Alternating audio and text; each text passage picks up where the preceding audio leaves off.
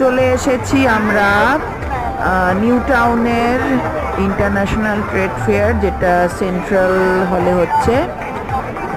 এখানে বিভিন্ন দেশ থেকে সব সব অনেক রকম পসরা সাজিয়ে এসেছে, আপনারা এসে এখানে দেখতে পারেন। এটা চলবে আগামী 19 তারিখ পর্যন্ত। ওদিকে আছে।